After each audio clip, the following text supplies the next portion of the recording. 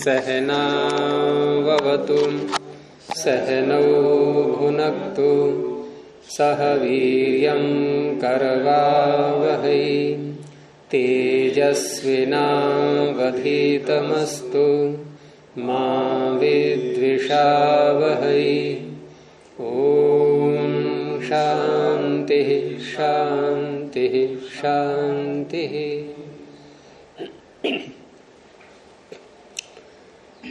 व्याकरण प्रथमावृत्ति की 49वीं कक्षा, आपका स्वागत है।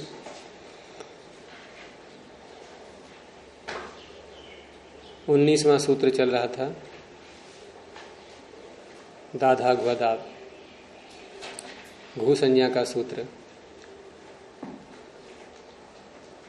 और घू संज्ञा का प्रयोजन एक तो 8वें अध्याय में आएगा,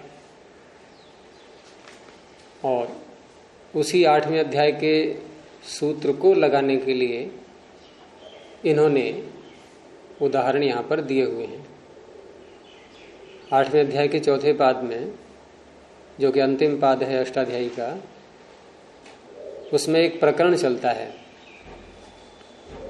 और वो प्रकरण है णत्व प्रकरण, नकार को णकार करना। और उस चौथे पाद का पहला ही सूत्र है रसाभ्याम नोणः समान पदे। तो इसी सूत्र से ये प्रकरण प्रारंभ हो जाता है, ठीक है। और ये णत्व प्रकरण आगे के अनेकों सूत्रों में चल रहा है। और ये कहाँ तक पहुंचता है, कोई बताएंगे?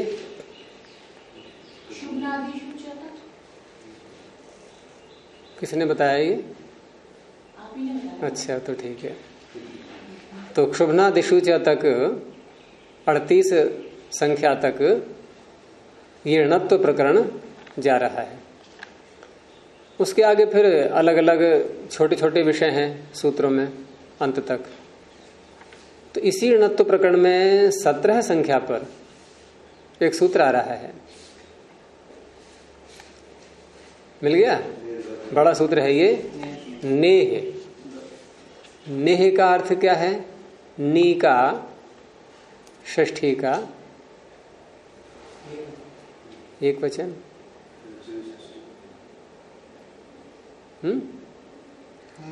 नी जो उपसर्ग होता है ना, तो आगे जो धातुएं आ रही हैं, गद, नद, पत, पद, ये स्पष्ट होगी धातुएं। गद, नद, पत, पद, 4 धातुएं तो ये हैं। आगे क्या है फिर? बस यही समझना है, घू। यही घू है जो दाधा गोदाव जो संज्ञा कर रहा है, घू। तो घू है, वही मैं बोल रहा हूँ, घू ही तो है। दाधा घोदाव, दाधा घू, वही घू ये है। तो नेर, गद, नद, पत, पद, ये धातुएं हो गई। तो घू क्या है फिर? ये दावर्धा, ये भी धातुएं हो गई। यहाँ कितनी आ गई? इसमें घू कहते ही 6 धातुएं आ गई। ये 6 धातुएं एक साथ बोल दी। कितना काम किया पांडे ने, देखो 6 धातुएं बोलनी हैं और एक शब्द से घू, बस। इसलिए संज्ञाएं की जाती हैं। ये लाघव हो गया। तो इस तरह से नेर, गद, नद, पत, पद, घू ये हो गया। आगे फिर धातुएं गिना दी गई हैं। माँ, स्यति, हंति, याति, वाति, द्राति, साति, वपति, वहति, शाम्यति, चिनोति, देखधी। आगे सप्तमी का बहुवचन। अब इसमें अनुवृत्ति न लाएं तो क्या अर्थ बनेगा सूत्र का? कि इन सब धातुओं के परे रहते, नी के स्थान में, बस यही तो हुआ। तो इन धातुओं के परे रहते, नी के स्थान में। अब पीछे से आ रहा है णः। पहले ही सूत्र से रसाभ्याम नः णः। णकार हो जाता है। अब भी नहीं बनेगी बात कि इन धातुओं के परे रहते नी के नकार को नकार हो जाता है। तो इस तरह से तो हम केवल नी प्रयोग करेंगे और उसको फिर बोलेंगे णी। जैसे ददाती से पहले नी लगा दो तो नी ददाती अर्थात णी ददाती, यही तो बोला जाएगा। लेकिन ऐसे नहीं हो सकता, क्योंकि ये जो ना को ना का प्रकरण है ये किसी से उत्तर होने पर होता है। उसे कहते हैं निमित्त। निमित्त चाहिए इसको। नकार को नकार करने का प्रकरण तो है, लेकिन किसी से उत्तर। वो उत्तर में दो शब्द इन्होंने लिए हैं, दो वर्ण, र और श। देखो पहले ही सूत्र में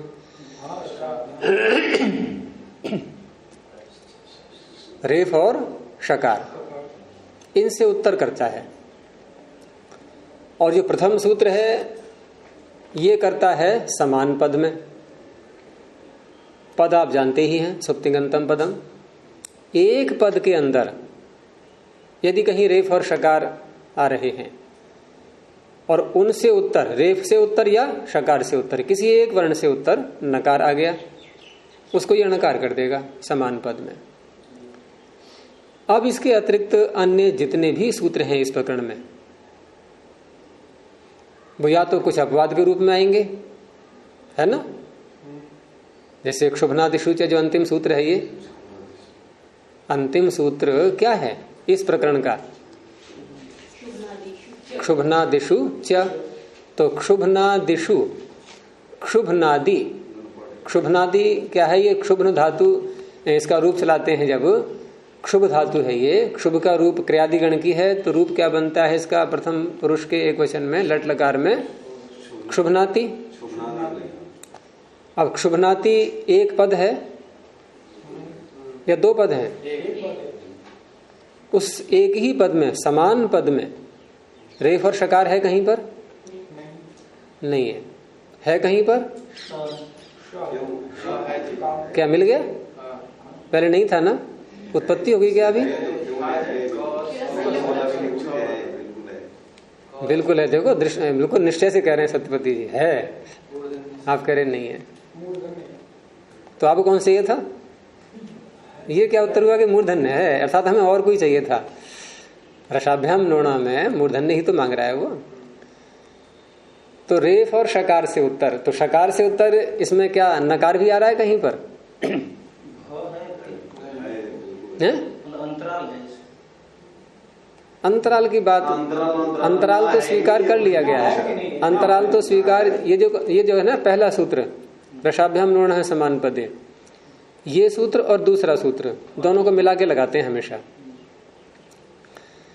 जिन जिनका व्यवधान स्वीकार्य है उनकी गिनती कर दी गई है दूसरे सूत्र में। कौन कौन से व्यवधान स्वीकार्य हैं? 8।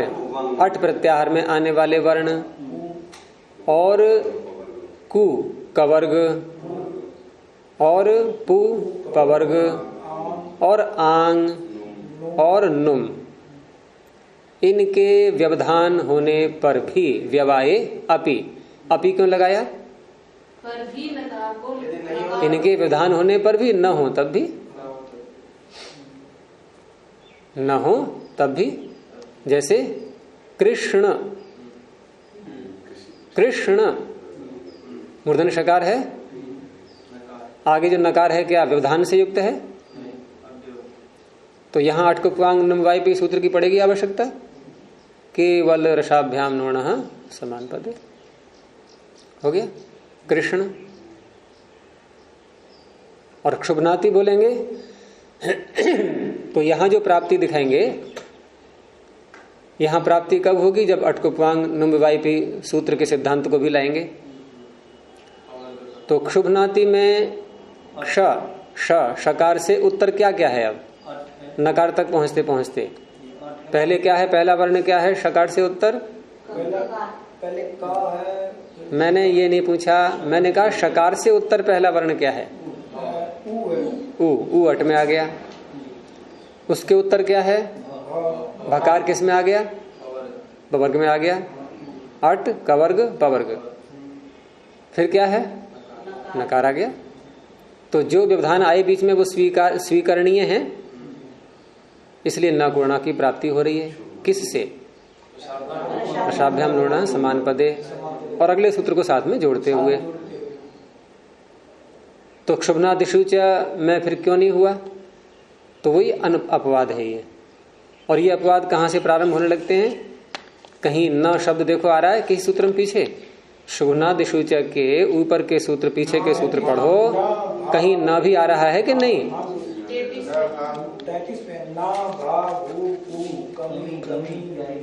तो इस तरह से ये 33, 34, 35, 36, 37, 38 ये हो गए अपवाद। ठीक है।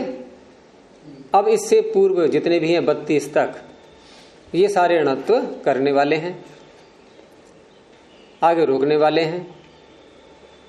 प्रकरण दिमाग में ला रहा हूं, आपकी बुद्धि में ढंग से आ जाए, फिर कोई समस्या नहीं रहेगी सूत्रों का अर्थ करते समय। ये अपवाद है, ये नहीं करते। नहीं, ये पिछले सूत्रों के कार्य को रोक रहे हैं। यानी कहीं किसी सूत्र से प्राप्ति होगी, ये रोकेंगे उसको। अपवाद तभी तो होता है जब कहीं प्राप्ति होगी, तभी तो निषेध करेंगे। अपवाद रोकता है किसी सूत्र के कार्य के लिए, ये रोकने वाले हैं। अब बात आई कि समान पद में हो तब ऋणत्व होगा। अब हमारे पास में शब्द है प्रणिददाति, अभी बनाएंगे, बनाया नहीं अभी, लेकिन बना बनाया आपके सामने ला रहा हूं कि प्रणिददाति, प्रणिददाति। क्या यहां प्र में जो रेफ है इससे उत्तर नी आ रहा है? ठीक है। तो रसाभ्याम नोणः लगेगा यहां। क्या कहता है रसाभ्याम नोणः? रेफ और शकार से उत्तर समान पद में नकार को णकार हो जाता है व्यवधान होने पर भी। व्यवधान क्या है? रेफ के आगे ई, रेफ के आगे देखो सूक्ष्मेक्षिका बनाओ, व्याकरण पढ़ रहे हैं हम लोग। सूक्ष्मेक्षिका, सूक्ष्म बुद्धि,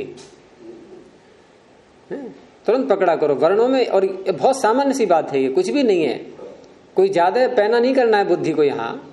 अरे प्र के आगे रेफ के आगे आकार है, आपने कैसे बोल दिया ई? तो रेफ के आगे क्या है? आकार, ये अट में आ गया। फिर क्या है? नकारा तो गया, एक ही विधान मिला, तो यहां न गुण होना चाहिए।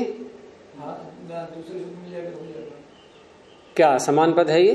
प्र और नी, यानी कि नकार भी उसी पद में हो और निमित्त अर्थात रेफ और शकार भी उसी पद में हो। प्र अलग पद है, ये पद होते हैं सारे, ये उपसर्ग भी पद ही है, इनके भी आगे सुप आते हैं, लेकिन निपात संज्ञा होने के कारण से निपात संज्ञा होगी किससे? हैं? कहाँ पहुंच गए आप? चादी में आते हैं प्र आदि, ये चादी में कहाँ है? सूत्र ही अलग है। प्रादयः, वहां योग विभाग भी किया गया है, या तो प्रादय को अलग कर दो, उपसर्गा क्रिया योगे अलग कर दो, क्योंकि ये दो कार्य अलग अलग हो गए ना। प्रादय तो करता है निपात संज्ञा, उपसर्गा क्रिया योगी करता है उपसर्ग संज्ञा, लेकिन इसमें आपको दोनों इकट्ठे मिलेंगे। भाष्यकार ने इसको अलग अलग करके भी स्पष्ट किया है, जैसे ऊँ की बात आई थी पीछे। ये सूत्र योग विभाग कर रहे हैं। कौन सूत्र? सूत्र अपना योग विभाग कैसे कर लेगा? ये तो आप करेंगे या पतंजलि करेंगे? सूत्र अपना योग विभाग कैसे कर लेगा? तो प्रादयः सूत्र से बात हो रही थी, निपात संज्ञा किससे होगी? आपने कहा चादि सत्व, ये कैसे कर देगा? चादी गण में नहीं आते ये, प्रादि अलग गण है एक, और इस गण में केवल यही है 22। तो प्रादय से निपात संज्ञा, स्वरादि निपातम अव्ययम से अव्यय संज्ञा, इसलिए सुप हट जाएंगे। तो ये सब पद होते हैं। ये प्र अलग पद है, नी अलग पद है, तो निमित्त भिन्न पद में और निमित्ती भिन्न पद में। ये पद कैसे मानो? अभी तो मैंने सारी व्याख्या कर दी। प्रो तो ठीक है, प्रो है, परा है, जो जितने भी है उसका अलग अलग लेंगे केवल, उसके पद के दृष्टिकोण से ये सार्थक है कि नहीं है? तो अर्थवत धातु प्रत्यय प्रातिपदिकम, प्रातिपदिक हुए प्रातिपदिक होने से स्वादित्पत्ति होगी। अब हटाना काम आपका रहा, कैसे हटाओगे? वो हटाने की प्रक्रिया बताई थी मैंने कि निपात संज्ञा, फिर अव्यय संज्ञा, फिर अव्ययादापसुप। तो ये प्र और नी ये समान पद में नहीं है, रेफ और शकार और नकार। ये सूत्र कब लगता है रसाभ्याम लोढ़ समान पदे? जब समान पद में हो तब लगेगा, नहीं तो नहीं लगेगा। अब यहां से जो तीसरे सूत्र से प्रकरण प्रारंभ होता है, ये भिन्न पदों के लिए है।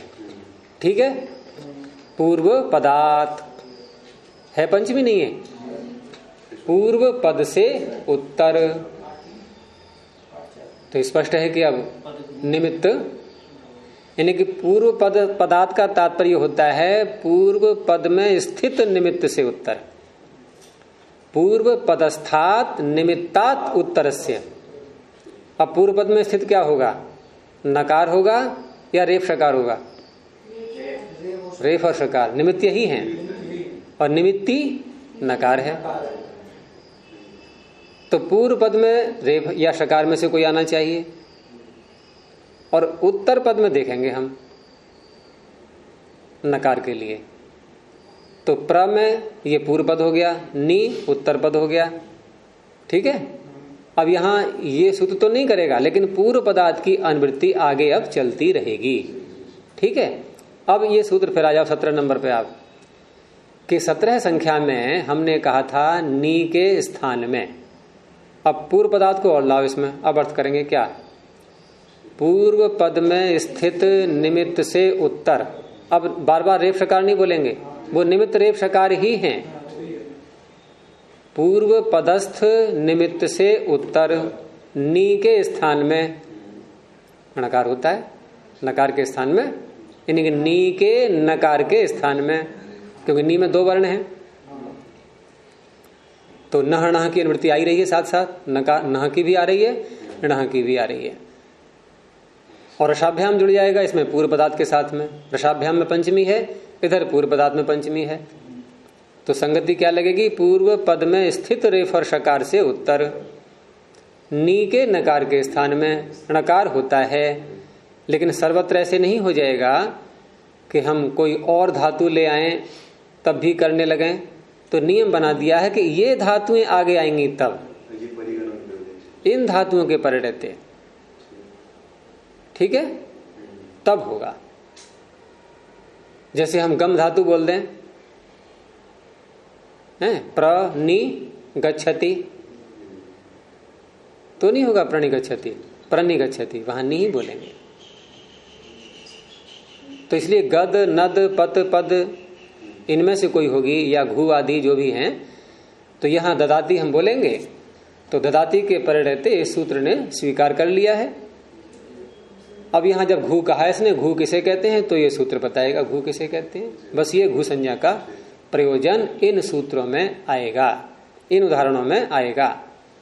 जो उदाहरण हम बनाने जा रहे हैं, इन उदाहरणों में घू संज्ञा का प्रयोजन मात्र यही है कि निर्गदनद सूत्र से नकार को नकार करना। इसलिए प्र और नी उपसर्ग साथ में लगाए गए, नहीं तो केवल ददाते की सिद्धि कर लेते, दीयते की सिद्धि कर लेते। प्राणी क्यों लगाया? प्राणी यदि नहीं लगाएंगे तो दाधा घोदाब का उदाहरण बनेगा ही नहीं है। दादा घोदाब का उदाहरण बनाने के लिए घू संज्ञा कर रहे हैं हम, तो घू संज्ञा को पुकारने वाला कोई सूत्र चाहिए, वो निर्गदनद है। और क्या करता है, तो वो कार्य भी दिखाना होगा इसका। ये कब पुकारता है घू को, कब लाता है सामने, ये नकार को नकार करने के लिए लाता है, तो आपको नकार भी दिखाना होगा कहाँ है। वो नी ले आए हम, लेकिन नकार को नकार ऐसे होता नहीं, वो निमित्त से उत्तर होता है। तो निमित्त में रेफ और शकार चाहिए, तो वो भी ले आए प्र, इसलिए प्र और नी दोनों लगाए गए। होगी बात स्पष्ट? अब इसकी सिद्धि करेंगे। तो दा धातु, अब छठे अध्याय में पहुंच जाओ। जैसे कल बताया था मैंने, वहां प्रथम पाद में ही जहां द्वित्व का प्रकरण है, तो प्र और नी को साथ में लेकर के चलेंगे, और धातु हो गई दा। आगे हम प्रत्यय ले आए थे, इसमें कौन सा प्रत्यय, कौन सा ले आए थे? लट लकार लाए थे ना, और लट के स्थान में टिप आ गया था, और शप आया था उसका शुलू हो गया था, और शुलू का तात्पर्य शुलू का तात्पर्य अदर्शन हो गया था। उसके बाद फिर द्वित्व करने का सूत्र लगाया था, और द्वित्व में जो नियम बताया था मैंने कि जो धातुएं हलादी होती हैं, जैसे दा धातु कैसी है ये, हलादी, तो हलादी धातुओं के तो प्रथम एकाच को द्वित्व होता है, और अजादी धातु के द्वितीय एकाच को होता है। एकाचो द्वे प्रथमस्य अजादे द्वितीयस्य, ये दोनों सूत्र साथ साथ चलते रहते हैं। कहां तक, चंगी तक, 11 संख्या तक। दाशवान साहवान तो फिर ये निपातन है, ये निपात इसमें बने बनाए शब्द पढ़े हुए हैं, और बल्कि ये तो अपवाद है एक प्रकार से। दाशवान साहवान मीढ्वांश्च जो सूत्र है 12वां, ये इस प्रकरण का अपवाद है, ये द्वित्व को रोकने वाला है। अर्थात किसी सूत्र से यहां प्राप्ति हो रही है, उसको रोका गया है। जैसे एक शब्द को देख लो, दाशवान, दाश धातु है, और लकार लाए लट, उसके स्थान पर फिर नहीं लिट लकार, लिट लाएंगे, और उसके स्थान पर वसु हो जाता है। और वसु जब करेंगे लिट के स्थान पर होगा तो लिट लकार स्थानीय पदादेशो नल विधौ, वो लिट का धर्म सारा आएगा ही उसमें।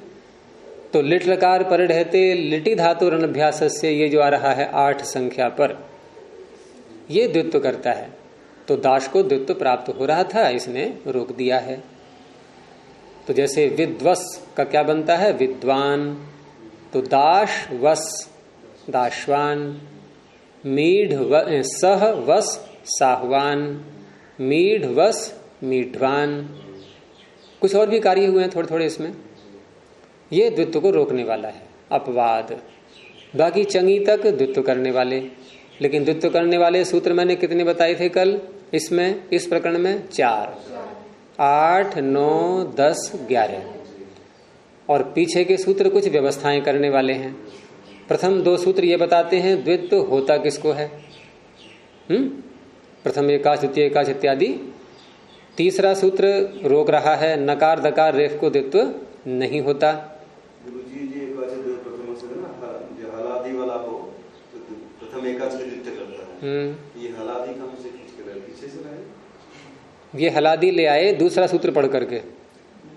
दूसरा सूत्र पढ़ो पहले आप। आजादी, आजादी है इसमें, आजादी है इसमें, अच्छा, तो प्रथम को क्या मिलेगा, हलादी मिलेगा। अब आप यूं भी कह सकते हो कि द्वितीय सूत्र प्रथम सूत्र का अपवाद है। प्रथम सूत्र ने बाकी है पूछना था इनका, तो प्रसन्न हो रहे हैं, ये आपके प्रश्न से प्रसन्न हो रहे हैं। दुखी हो तो आप जो है इन पर थोड़ा आंखें दिखाना। हाँ, तो अच्छा लगता है। हलादी अपने वहां से ले है। आपका प्रश्न करना जो शैली है वो दूसरों में एक उत्साह लाती है। तो प्रथम सूत्र ने न तो हलादी कहा न आजादी कहा, तो सर्वत्र लग रहा है ये। कहां लग रहा है ये, सर्वत्र। अब सर्वत्र लग रहा है तो इसके क्षेत्र में से आजादी को छीन लिया दूसरे सूत्र ने, तो क्या बचा, ऐसे होता है अर्थ। अपवाद को ध्यान में रखते हुए सूत्र का अर्थ पूरा होता है, ध्यान रखें सदा। और चौथे सूत्र ने यह बताया था कि द्वित्व करेंगे तो प्रथम वाले का नाम क्या होगा। 5वें ने बता दिया कि दोनों का नाम अभ्यस्त होगा, ये हो गए। और छठा सूत्र एक अलग ही है, केवल यहाँ एक अभ्यस्तम का प्रकरण चल पड़ा इसलिए उसको यहाँ रख दिया है। ये कोई द्वित्व का सूत्र नहीं है, यहाँ पर केवल अभ्यस्त संज्ञा करने के कारण से इसको ले आए जक्षित्यादि दया षट, ठीक है। हाँ, वो केवल एक, जैसे मैंने पीछे कल बताया था कि ज्योत्यादिभ्य श्लोक क्यों डाल दिया, वहां प्रकरण चल रहा है लुक का, और आगे भी जाएगा वो लोग आगे भी जाएगा, ज्योत्यादिभ्य श्लोक से आगे भी जा रहा है, तो बीच में ये श्लोक कहां से आ गया। तो इसलिए कि शपह का प्रकरण आ गया था, वो शप को दोबारा न कहना पड़े, यहाँ अभ्यस्तम को न कहना पड़े, इसलिए यहाँ डाल दिया इसको। फिर आगे 7वां सूत्र, फिर ये कुछ और कार्य कर रहा है द्वित्व के साथ साथ।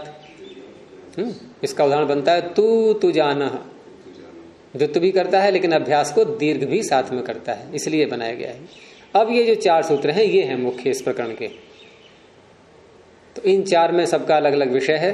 लिट लकार जब भी आएगा तो ये 8वां लगेगा, सन और यंग लाएंगे तो 9वां लगेगा, और श्लू कह करके जहां किसी प्रत्यय को हटाएंगे वहां ये श्लव लग जाएगा, और चंग प्रत्यय जब चिली के स्थान में लाते हैं वहां ये 11वां सूत्र चंगी लग जाएगा। ठीक है, हमें कौन सा लगाना है यहाँ? श्लव।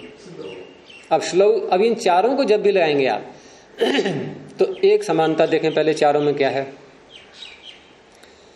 कि 8वें सूत्र में जो 4 में पहला है इसमें धातु कहा गया है, ये धातु अगले 3 में भी जा रहा है। तो क्या समानता हुई कि ये 4 सूत्र धातु को द्वित्व करते हैं, और हमारे पास में ये दा क्या है? धातु ही है, पहली बात। अब इन 4 सूत्रों में हलादी के प्रथम एकाच को, अजादि के द्वितीय एकाच को, ये आप 4 में घटाएंगे, ये समानता हो गई। विषमता क्या है कि सबकी शर्तें अलग अलग हैं परे होने वाली, कि कोई कह रहा है लिट लकार परे हो, कोई कह रहा है चंग परे हो, कोई श्लू परे हो। श्लू परे हो का अर्थ क्या है? श्लू कोई वस्तु का नाम नहीं है, आदर्शन का नाम है। अब आप ढूंढोगे कहाँ है श्लू, ये दा के आगे तो श्लू है ही नहीं कहीं पर, ये शब्द का हटना ही श्लू है। तो श्लू परे रहते, अर्थ वही होगा परे रहते ही, ऐसे बोलते हैं, जैसे लुक तद्धित लुकी, तो परे रहते। और संयंग जो है ये सप्तमी नहीं है। देखो श्लव में सप्तमी है, लिटी में सप्तमी है, चंगी में सप्तमी है, संयंगों में षष्ठी है। तो षष्ठी है तो हम कैसे अर्थ करते हैं फिर कि सन्नन्तस्य यंगन्तस्य धातु हो, और धातु बन ही जाती है सन और यंग करके, ये तो प्रसिद्ध ही है, पता होगा ये आपको, सनाद्यंता धातवः। सन्नन्तस्य यंगन्तस्य धातु हो प्रथमस्य एकाचः, हलादेः प्रथमस्य एकाचः, अजादेः द्वितीयस्य एकाचः। ये परे रहते कुछ नहीं बोलता है,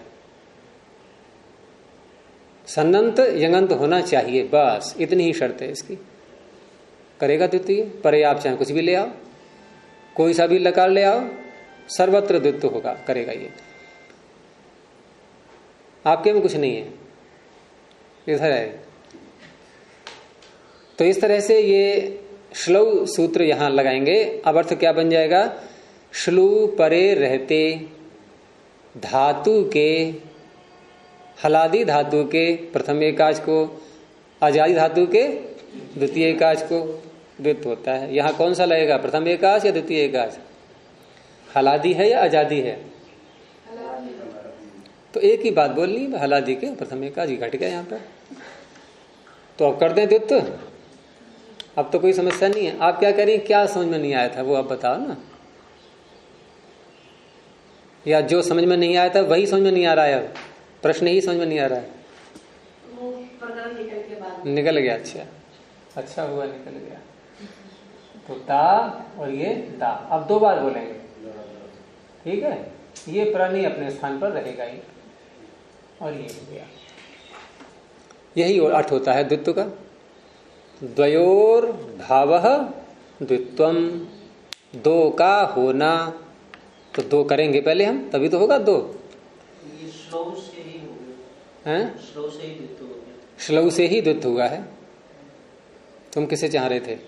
नहीं, इनमें से और कोई लगना है। हाँ, 4 में यही लगेगा यहाँ पर, क्योंकि सबके विषय अलग अलग हैं, बिल्कुल कोई किसी में कंबाइन नहीं होना है। सबने अलग अलग अपने क्षेत्र बना लिए हैं, जैसे आप लोगों ने बैठने की जगह बना ली अपनी अपनी अलग अलग।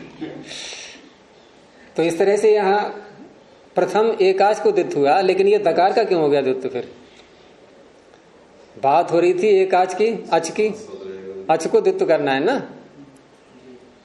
तो एकाच, इसमें 2 तरह से हम समास कर सकते हैं। एकश्च असौ अच, एकाच कर्मधार है, वही अच, वही एक और वही अच। तो केवल आ को द्वित्व होगा। और एक अच यस्मिन, एक अच है जिसमें, अब इसमें तकार भी शामिल हो गया। पीले कपड़े है जिससे और केवल पीले कपड़े, पीले कपड़े ले आओ और पीले कपड़े वाले को ले आओ, तो क्या अंतर है दोनों में? एक में कपड़े आएंगे, एक में कपड़ा सहित कुछ और भी आएगा। तो एक अच और एक अच वाला, तो एक अच वाले में दकार भी आ गया। और वो भी दोनों तरफ के ले लेते हैं। जो अच होता है उसके दोनों ओर के सारे व्यंजन, सारे हल साथ में आ जाते हैं, क्योंकि समुदाय है ना पूरा। एक अच यस्मिन, एक अच है जिसमें, तो पूरा समुदाय आ जाएगा। समुदाय में इधर के भी हल, इधर के भी हल। अब यहाँ तो केवल दा है, इधर तो हल है ही नहीं कोई और है। आगे तो श्लू परे है, तो दा को द्वित्व हो गया। अब द्वित्व करते ही पहला कार्य आपको इसी प्रकरण में बता दिया गया है, वो यहीं से निपटा लेते हैं। पहला कार्य कौन सा? पूर्वाभ्यास, कि जब भी द्वित्व करेंगे तो ये सूत्र साथ में अवश्य लगा लेना, उसके बाद और कहीं जाना यहां से निबट करके। तो अभ्यास नाम इसका हो गया दा का। अब अभ्यास नाम पढ़ते ही आपको तुरंत ये दूसरे जोन में भेज देगा। वो जोन कहां पर है? 7वें अध्याय का 4था पाद, अभ्यास का प्रकरण। और वो भी लंबा प्रकरण है, जहां से प्रारंभ होता है तो वो वहां तक सांस नहीं लेता जहां तक कि पाद समाप्त न हो जाए, सीधा वहां तक पहुंचेगा, ईच गणा तक। अत्र लोपोभ्यासस्य, मिल गया प्रकरण। यहां से लेकर के ये प्रकरण चलता है ईच गण सूत्र तक, पाद की समाप्ति तक। तो इस प्रकरण में अत्र का तात्पर्य, ये कुछ सूत्र पीछे आए हैं इसमें। वैसे मैं इस सूत्र का अर्थ यहाँ कोई आवश्यक नहीं है बताना, लेकिन थोड़ा सा बता दे रहा हूं कि अत्र का अर्थ क्या करेंगे यहां पर। इसको अभ्यास का प्रकरण इसलिए बोलते हैं कि अभ्यास की अनुवृत्ति आगे जा रही है, लेकिन ये सूत्र स्वयं क्या करता है? ये भी एक प्रश्न उठता है, मन में आएगा ये आपके, कि ये सूत्र स्वयं क्या करता है। तो स्वयं तो ये अभ्यास का लोप करता है। क्या करता है? स्वयं अभ्यास का लोप करता है ये, क्योंकि सूत्र में स्पष्ट है लोपः अभ्यासस्य। 58 7वें अध्याय के 4थे पाद में। आप अष्टाध्यायी बदल क्यों नहीं लेते हो? अब तो 20वीं सदी आ रही है, 21वीं है, 20वीं का है वो नहीं, 20वीं चल रही है अभी तो हैं। हाँ 21वीं आ तो गई, तो आप 20वीं सदी की अष्टाध्यायी छोड़ दो, 21वीं की ले लो। तो वो संस्कार डिलीट कर दो, ये नए फीड कर लो।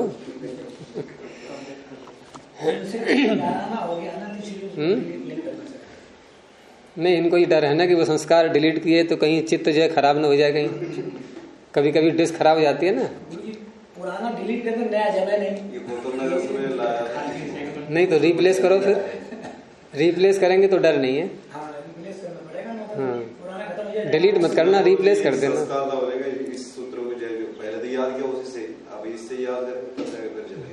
वह समय है नहीं याद करने का। तो ये सूत्र अभ्यास का लोप करता है। कहां करता है? कि अत्र। तो अत्र से तात्पर्य यहां जो पीछे सूत्र आए ना, ये शनि मीमा से लेकर के, और ये आप ज्ञामी दम्भ मुच अकर्मकस्य गुणो वा, ठीक है, यहां तक है। तो ये अभ्यास का इनमें लोप कर देता है। चलो ये बात खत्म हो गई। अब ये अभ्यास की अनुवृत्ति आगे जाती है पाद के अंत तक, इसलिए इसको अभ्यास का प्रकरण बोलते हैं। और इसी में अत्र लोपोभ्यास के ठीक आगे पहला ही सूत्र ह्रस्व और दूसरा हलादि शेषः।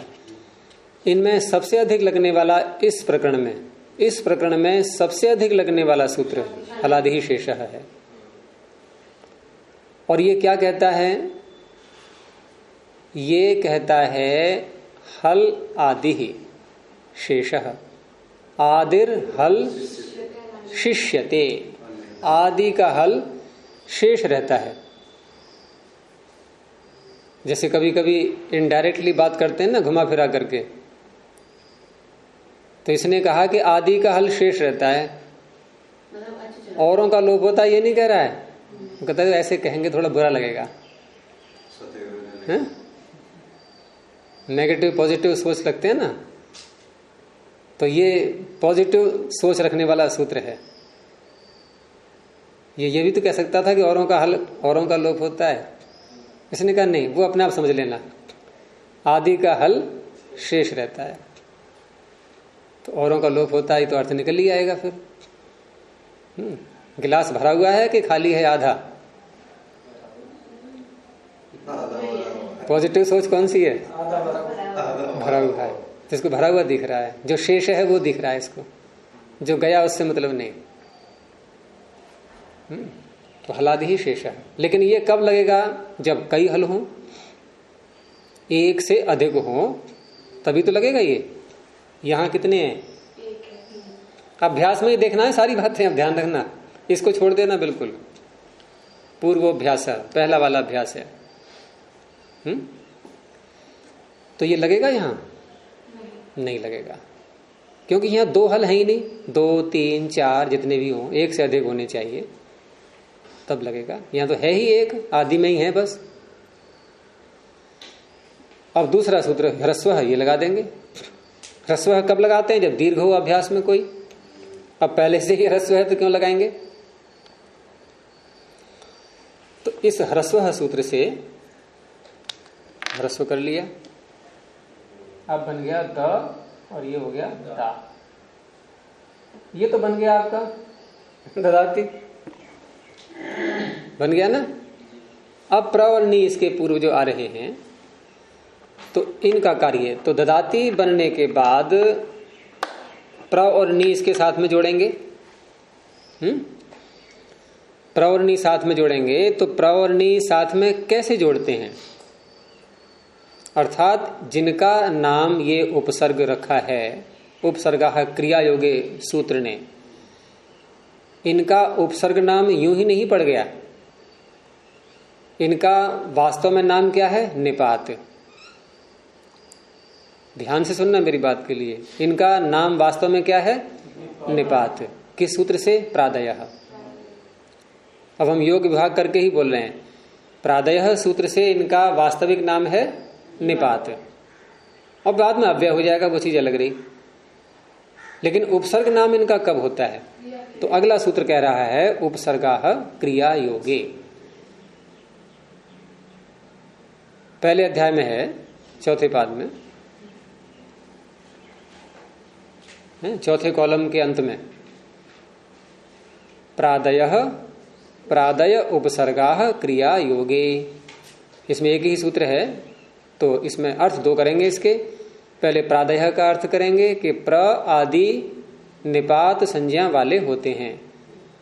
प्राग रीश्वरान निपाताः, ये निपात का प्रकरण है, ये भी एक प्रकरण लिख लो इसको भी। निपात संज्ञा का प्रकरण प्राग रीश्वरान निपाताः से प्रारंभ हो जाता है। कहां तक जाएगा ये सूत्र स्वयं बता रहा है। कहां तक जाऊंगा मैं? प्राग रीश्वरात, रीश्वर से पहले पहले निग्रीश्वर, अधिरीश्वरे जो आ रहा है अगले पृष्ठ पर दूसरे कॉलम में, अगले पृष्ठ पर दूसरे कॉलम में आ रहा है अधिरीश्वरे। यहां तक चलता है ये। तो इस तरह से ये निपात संज्ञा का प्रकरण है। तो प्रादयः का अर्थ हो गया प्र आदि की निपात संज्ञा होती है। प्रादि गण है ये। गण कहाँ मिलते हैं हमें? गण पाठ में अथवा काशिका में। उस गण में ये 22 संख्या में पड़े हुए हैं। लेकिन उपसर्ग नाम इनका होता है जब क्रिया का योग हो जाए। लेकिन क्रिया का योग हो जाए तो कैसे हो जाए क्रिया का योग? क्रिया के साथ में हम इनको बोलें तो वहां भी एक नियम निर्धारण करना पड़ेगा कि क्रिया के साथ में बोलें तो जैसे दा क्रिया है, ये ददाती क्रिया है, तो हम इधर को बोलेंगे या इधर को बोलेंगे, किधर लिखें इसके लिए। तो इसी प्रकरण में एक सूत्र आता है अगले पृष्ठ पर, पहले कॉलम में नीचे की ओर, ते प्राग धातु हो। ते अर्थात वे, कौन कौन, केवल उपसर्ग नहीं, गति भी है इसमें। गतिष्ठ सूत्र है ना, यही संज्ञा सूत्र है। ये भी गति संज्ञा जिनकी की है, निपात संज्ञा जिनकी की है, वे कहां आते हैं? प्राग धातु, धातु से पहले। इसलिए इधर को लिखते हैं इनको हमेशा धातु से पूर्व में।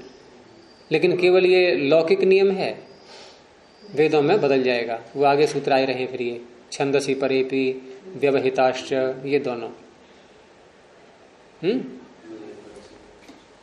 तो प्रादय उपसर्गा क्रिया योगी ने इनकी उपसर्ग संज्ञा की, ठीक है।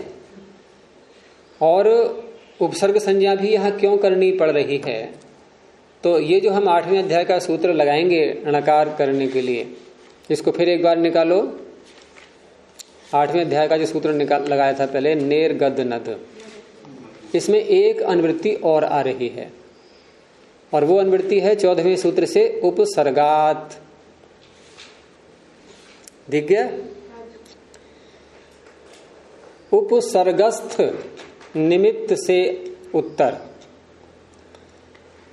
यानी कि ये जो निमित्त है रेफ और शकार, ये उपसर्ग में आने चाहिए। तो प्र और नी दो हैं इसमें, और प्र में है रेफ ये, और प्र का नाम उपसर्गा क्रिया योगे से उपसर्ग रख लिया गया है। इसलिए अब ये निमित्त उपसर्ग में स्थित है।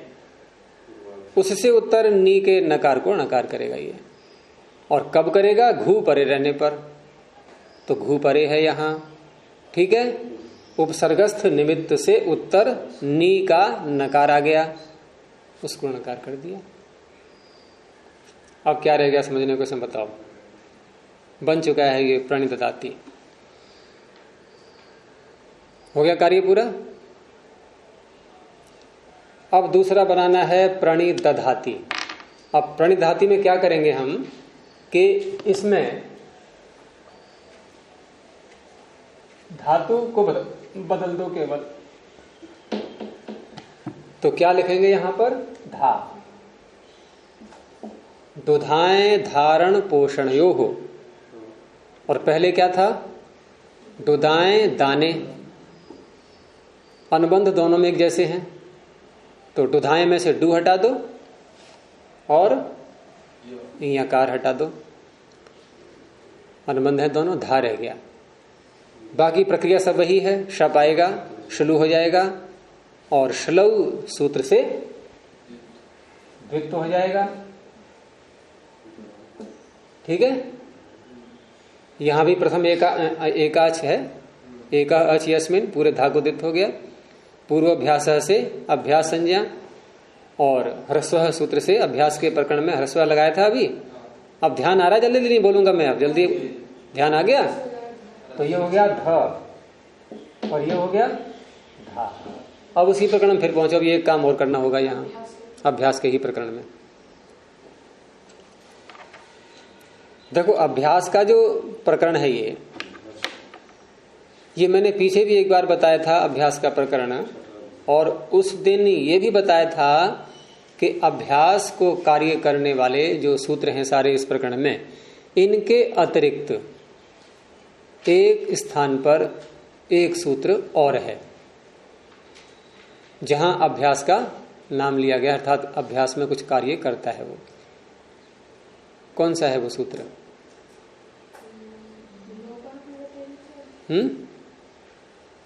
इसी अध्याय, इसी पाद में 8वें अध्याय में पहुंचो। 8वें अध्याय के चौथे पाद में, 8वें अध्याय के चौथे पाद में अंतिम पृष्ठ पर ढूंढो कहां पर है अभ्यास जिसमें नाम आया हुआ है। अभ्यासे चर्च, मिल गया। बस यही है सारे सूत्र। यानी एक सूत्र ये है अभ्यास में काम करने वाला, और दूसरा ये प्रकरण पूरा देख ही लिया आपने। तो हमें ये सूत्र लगाना है अब, अभ्यास से चर्चा। अनुवृत्ति इसमें से ऊपर से ले लो, जश की और झलाम की। अब जश की झलाम की अनुवृत्ति लेंगे तो जश में भी प्रथमा है, इधर चर में भी प्रथमा है, दो प्रथमा हो गई ना। तो कैसे जोड़ेंगे दोनों को? इसलिए सूत्र में च लगाया है, यानी कि दो आदेश करेगा अब ये। जश आदेश भी करता है ये, चर आदेश भी करता है। किन के स्थान में? षष्ठी पकड़ो, कहां पर है? झलाम, झलों के स्थान में। ये झल कहां होने चाहिए? सप्तमी देखो, अभ्यास से। ये पर सप्तमी नहीं है, अभ्यास से माने अभ्यास में विद्यमान, अभ्यास में विद्यमान झल के स्थान में जश और चर दो आदेश होते हैं। यहां एक आदेश हो जाए तभी आफत आ जाती है, कैसे छंटनी करें? यहां दो दो आ गए, अब जश भी और चर भी। तो छटनी करने का नियम तो वही है, एक ही रहेगा, स्थाने अंतरतम लगाएंगे। अब यहां अभ्यास है ध, झल क्या है इसमें? धकार, झभय घढ़धश, झ से लेकर के हल सूत्र तक, तो ध आ गया उसमें, नहीं घढ़धश। इस झल के स्थान में चर और जश ये दोनों आपके पास में हैं, इनमें से जो उपयुक्त हो जाए, स्थानीय अंतरतम सूत्र के द्वारा जो फिट बैठ जाए उसको लगा लो। पहले चर में देख लेते हैं कौन कौन से वर्ण हैं, कौन कौन से हैं? चट त क प श श स, बस।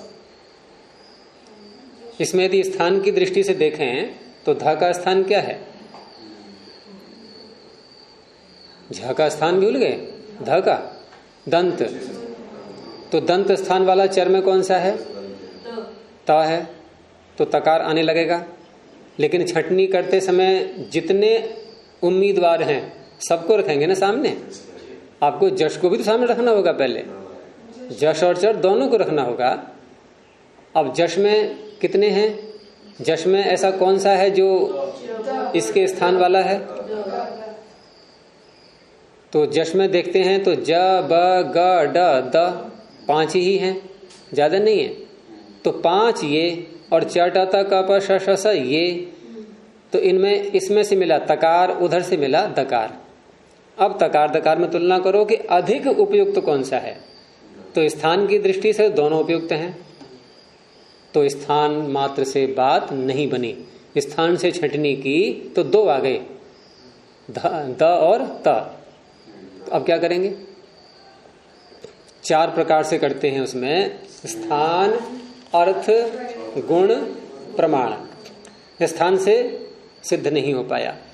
अर्थ यहाँ कोई होता नहीं वर्णों का, ऐसे एक एक वर्ण का, कि ध का ये अर्थ है तो वो अर्थ त में से या द में से निकल रहा है, ऐसे नहीं बोलेंगे। गुण पे आ जाएंगे। अब गुण से तात्पर्य वहां क्या लिया गया है? प्रयत्न, और विशेष करके बाह्य प्रयत्न, क्योंकि आभ्यंतर प्रयत्न से निर्णय नहीं हो पाएगा। तो बाह्य प्रयत्नों में ध है घोष प्रयत्न वाला, घोष। और भी नाम में मैं घोष बोल रहा हूं केवल अभी। अब त में और द में, त है अघोष, द है घोष। हो गया, बस हो गया निर्णय। तो ध के स्थान में अभ्यास से चर्चा से क्या बोलेंगे? क्या हो गया? जश। अब चर नहीं बोलना, चर भी करता है ये, जश भी करता है, जश हो गया।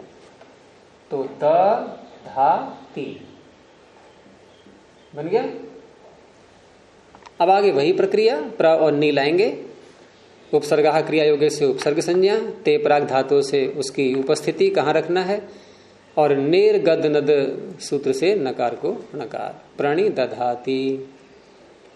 आगे है प्रणि दीयते।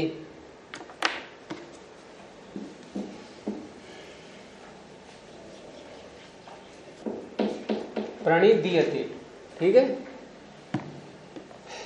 अब प्रणि दीयते में धातु यही है दा, और लकार भी यही है। अच्छा, लकार लाते ही कौन सा सूत्र लगाते हैं? ये मैंने प्रश्न कल भी उठाया था आपके सामने। और क्या करते हैं इस सूत्र से निर्णय? कर्म में करेंगे, कर्ता में करेंगे, भाव में करेंगे। ठीक है, तो किस में करें? यहाँ दीयते, बनाया रूप देख लेते हैं। प्रणीत दीयते अर्थ क्या है? दिया जाता है, हैं? अच्छी प्रकार से प्रकर्ष रूप से, नी का अर्थ निश्चय से कुछ दिया जा रहा है। तो दिया जाता है क्या? कोई वस्तु है, वो कर्म ही बनेगी इसकी। तो क्रिया किसको कह रही है? कर्म को। जैसे वहां था प्रणीत ददाति, अच्छी प्रकार से निश्चय से देता है। कोई देता है, तो देता है कौन? कर्ता। कर्ता में आ गया लकार। दिया जाता है कौन? कर्म, तो कर्म में आएगा लकार। ये निर्णय पहले ही कर लिया। क्या लाभ होगा इस निर्णय से? इस निर्णय से ये लाभ होगा कि अब जो तिप्तस जी आएंगे लकार के स्थान में, उसमें आत्मनेपद और परस्मैपद दो भाग जब करेंगे, तो वहां आपको आत्मनेपद लाना है या परस्मैपद लाना है, ये निर्णय इसी आधार पर होगा जो लह कर्मणि च सूत्र से हमने पहले ही निश्चय कर लिया था कि कर्म में हम लाए हैं इसको। तो कर्म में जब लकार आता है तो उस अवस्था में भाव कर्मणो हो, पहले अध्याय में ही सूत्र है ये, अनुदात्त अंगिता आत्मने पदम, आत्मने पद के प्रकरण में दूसरा ही सूत्र कि भाव और कर्म में क्या आत्मनिपद होता है। तो अब आत्मनिपद के प्रत्यय आएंगे 9, उनमें छटनी करते हुए हैं पुरुष संज्ञा, वचन संज्ञा और फिर द्वेकयोर द्विवचनैक वचने। तो कौन सा प्रत्यय आएगा फिर? त। तो लट के स्थान पे आ गया त। और शब्द भी आएगा। क्यों आया शब्द, जरा बताएंगे? ये प्रत्यय त, शब्द आएगा क्या? त प्रत्यय किसमें है? ये हैं कर्म में। और शब्द कब आता है? कर्तावाची सार्वधातुक प्रत्यय परे हो। तो कर्तावाची है ये? नहीं है। सार्वधातुक है। तो आधी बात मिली, आधी नहीं मिली, इसलिए शब्द को नहीं ला सकते ना, तो शब्द को हटा देते हैं। अब ये लाए हैं हम कर्म में, कर्ता में नहीं लाए, सीधी सी बात है। तो सामान्य सूत्र जो यहां पर है, क्योंकि शब्द नहीं है सामान्य सूत्र, सामान्य सूत्र है इस प्रकरण में सार्वधातुके यक, क्योंकि इसने सार्वधातुक के साथ में कोई अन्य विशेषण नहीं लगाया है, तो यह अधिक व्यापक हो गया। कर्तरी शब्द ने क्या किया कि सार्वधातुके के साथ साथ कर्तरी को और जोड़ दिया। तो इसको कितने मिलेंगे सार्वधातुक? अब देखो, पहले वाले को कितने मिल रहे थे सार्वधातुक? सारे जितने भी सार्वधातुक हैं, इसको कितने मिलेंगे? जो कर्ता में आएंगे वो मिलेंगे, जो भाव में और कर्म में आएंगे वो नहीं मिलेंगे। अब ये है तो सार्वधातुक, लेकिन ये कर्ता में नहीं आया है, ये कर्म में आया है, तो कर्तरी शब्द तो यहां लग नहीं पाएगा। तो इसको यूं भी कह सकते हैं कि सार्वधातुके यक का कर्तरी शब्द अपवाद है। हो गया ना, क्योंकि सार्वधातुक को तो ये भी ले रहा है और पूर्व सूत्र भी ले रहा था। सार्वधातुक यक का कर्तरी शब्द अपवाद है। क्यों? क्योंकि सामान्य रूप से विधान करने कर्ता में अपवाद है। तो सामान्य रूप से विधान किया हमने कि सार्वधातुक परिणत यक होता है, ये सामान्य रूप से ही कहा है। इसने कहा नहीं, सारे सार्वधातुक के परिणत यक नहीं होता है। यदि कर्ता में सार्वधातुक है तो फिर यक नहीं तो शप होगा। आपको यक करना है तो और प्रत्यय पकड़ो जो कर्ता में न हो। तो हमने कर्म वाला ले लिया सार्वधातुक, तो आ गया यक, सार्वधातुक के यक, यक का बचेगा यक। ठीक है। क्या यहां जुहुत्यादिभ्यः शुलु लगाएं, क्योंकि धातु तो जुहुत्यादि गण की है। ये धातु जुहुत्यादि गण की है, तो जुहुत्यादिभ्यः शुलु लगेगा। क्यों? श्लू हुआ ही नहीं, शप नहीं हुआ। शप ही नहीं है तो श्लू किसका करेंगे? यज्ञ का थोड़ी करेगा श्लू वो, तो इसलिए वो भी गया। अब जब श्लू नहीं हुआ तो क्या हम द्वित्व प्रकरण से श्लौ सूत्र को लगाएंगे? वो भी गया। यहां द्वित्व का झंझट भी नहीं है। ठीक है, तो दा, य और त। अब ये जो आत्मने पद के प्रत्यय आते हैं, ये आत्मने पद के प्रत्यय,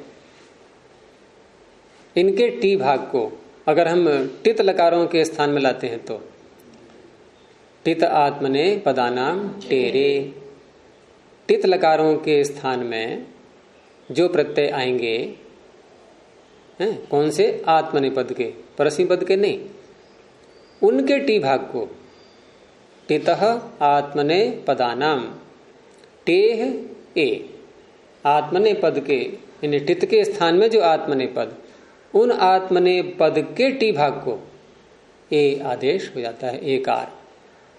टी किसे कहते हैं? अचोन्त्यादि टी, अंतिम अच, और उसके आगे कोई हल आ रहा है तो वो भी उसी में सम्मिलित हो जाएगा। तो ये है टित लकार के, लट लकार के, लट टित है, टित लकार के स्थान में आत्मने पद का प्रत्यय आया। इसका टी भाग कितना है? अ, इसको हो गया ए। दूसरी बात, ये जो ता प्रत्यय है, ये क्या नाम है इसका? सार्वधातुक है या आर्धधातुक है? तिंशित सार्वधातुकम। क्या ये पित है? अपित है। और पूरे के पूरे 9 प्रत्यय आत्मनिपद के, इसमें कोई भी पित नहीं है। और ऐसा सार्वधातुक जो पित नहीं होता है वो कैसा बन जाता है? किसके समान बन जाता है? ङित के समान। सार्वधातुकम अपित, अपित सार्वधातुक ङित के समान बन जाएगा। तो इस तरह से आत्मने पद के पूरे 9 प्रत्यय ये ङित कहलाते हैं। और परस्मी पद के कितने प्रत्यय ङित कहलाएंगे?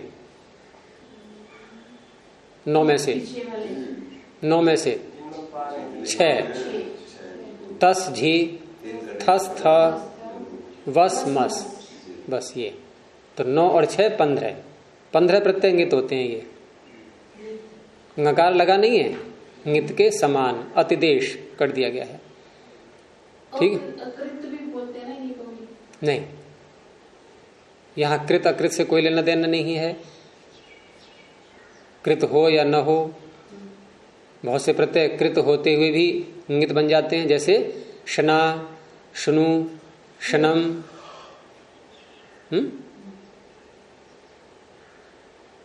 यानी कि शित होने मात्र से बनेगा सार्वधातुक, और अपित होने से बनेगा, अपित सार्वधातुक होने से बनेगा ङित, वो चाहे कृत हो या न हो। ये कृत नहीं है, क्यों? कृत अतिंग, तिंग को छोड़ के कृत बनते हैं, ये तिंग में आ गए। तो कृत से यहां कोई लेना देना नहीं है। सूत्र है सार्वधातुकम अपित, बस। तो ये ङित हो गया, ये प्रत्यय ङित हो गया। अब ङित होने से परिणाम क्या निकलेगा इसका? तो सूत्र निकालो 6ठे अध्याय में, अंगस्य के अधिकार में, 4थे पाद में। और सूत्र है 66 संख्या पर,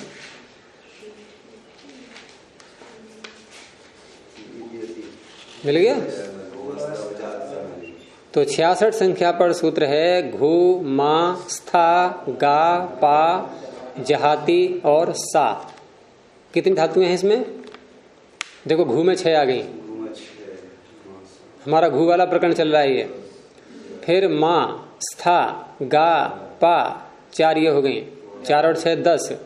जहाती 1, जहाती का तात्पर्य हा धातु। और सा, सा क्या है? ये शो अंत कर्मणि धातु, दिवादिगण की। तो इन इतनी धातुएं 10 और 2 12, 12 धातुएं, षष्ठी है ये, अंग है ये हैं, ऐसे जो अंग है ये 12 धातुएं, इनके स्थान में, षष्ठी है ना, इनके स्थान में ऊपर से आ रहा है ईत, ईद्यति से ईकार आदेश हो जाता है। कब होता है, कब परे रहते, तो कहा हली, हल परे रहते, लेकिन हली अकेला नहीं है, ये पीछे से अनुवृत्ति एक और आ रही है। किसकी आ रही है, किंगिति। पकड़ो कहां से आ रही है, 63 संख्या से, दींगो युडची किंगिति। अब किंगिति में भी सप्तमी, हली में भी सप्तमी, कैसे होगा, कैसे बोलेंगे? किंगति हल के परे। देखो हल क्या है, ये हल क्या है, कोई एक वर्ण, हलों में आने वाले कोई भी एक वर्ण, और जब कोई भी एक वर्ण होता है तो उसे क्या कहते हैं, अल। कोई भी एक वर्ण होता है तो क्या कहते हैं उसको, अल। और अल विधि जब हो रही हो और वहां सप्तमी आ जाए, जैसे हली में सप्तमी है, हम एक ही वर्ण को तो पकड़ेंगे यहां, और एक वर्ण को कहते हैं अल। तो एक परिभाषा है, यस्मिन विधिस तदादौ अल ग्रहणे, कि कहीं पर सप्तमी यदि आ रही है और वहां अल का ग्रहण किया गया है, अल का ग्रहण का तात्पर्य अल प्रत्याहार मतलब लेना, पूरा ग्रहण किया गया हो, केवल एक वर्ण मात्र में कार्य करना है, एक वर्ण के परे रहते कोई कार्य करना है, तो वो एक वर्ण परे रहते अर्थ नहीं होता है, फिर वहां उसमें तदादि शब्द यानी कि आदि शब्द और जोड़ देते हैं, वह वर्ण आदि में है जिसके, ऐसे करके बोलते हैं। तो यहां हली को बोलेंगे हलादऊ, हली में सप्तमी है ना, तो हल के साथ में आदि और जोड़ दो, हलादी। अब करो सप्तमी इसमें, यानी हल आदि में है जिसके, ऐसा प्रत्यय परे हो। अब ऐसा प्रत्यय परे होगा, वो भी कैसा होगा, तो ऊपर से आ रहा है किंगिति, उसको भी जोड़ दो। अब सूत्र का अर्थ हो गया हलादऊ किंगिति, हलादि कितंगित प्रत्यय परे रहते, कित हो या ङित हो। कैसा है ये, कैसा है ये, कित है या ङित है, ङित है ये। सार्वधातु के यंग सूत्र है या सार्वधातु के यक है, तो कित है। और हलादी है क्या, पहला वर्ण इसका हल में आ रहा है, तो हलादी कितंगित परे रहते। जो धातुएं गिनाई हैं घू से लेकर के और आगे सब, इनको ईकार हो जाता है। तो यहां ये सूत्र घू जब कहा इसने, घू किसे कहते हैं, दाधा ग्वदा, काम हो गया इसका पूरा, इसने बता दिया घू इसको कहते हैं, तो ये घू है ये। तो इस सूत्र ने ईकार किया किसको, घू को, ये घू है अब ये। तो अलो अंत्यस्य के नियम से, अलो अंत्यस्य के नियम से अंतिम अल है, अंतिम अल क्या है, दा में आ, उसको ई हो गया, तो दीयते। तो देखो यहां घू संज्ञा की 2 बार आवश्यकता पड़ेगी। एक तो ये हो गया दीयते में ईकार करते समय घू संज्ञा की आवश्यकता हुई, दूसरा अब नेर गद नद, फिर वही सूत्र लगाएंगे, वहां भी घू पड़ा गया है, तो 2 बार नाम पुकारा गया यहाँ, तो ठीक है। तो प्रणिदीयते, नकार को नकार हो गया, ठीक है। ऐसे ही प्रणिधीयते अच्छी प्रकार से निश्चय से धारण किया जा रहा है। वहां केवल अभ्यास के प्रकरण में, वो अभ्यास के प्रकरण में नहीं, अभ्यास में जाना ही नहीं है, अर्थात वही सूत्र जितने यहां लगे हैं अभी पूरे वही लगेंगे, एक भी कम नहीं और एक भी अधिक नहीं, वहां भी इकार हो जाएगा। और क्या है आगे, प्रणिदाता, प्रणिधाता, अभी सिद्धियां और रह गई हैं इसकी, अब इनको फिर देखेंगे। प्रणोध्वनि। ओ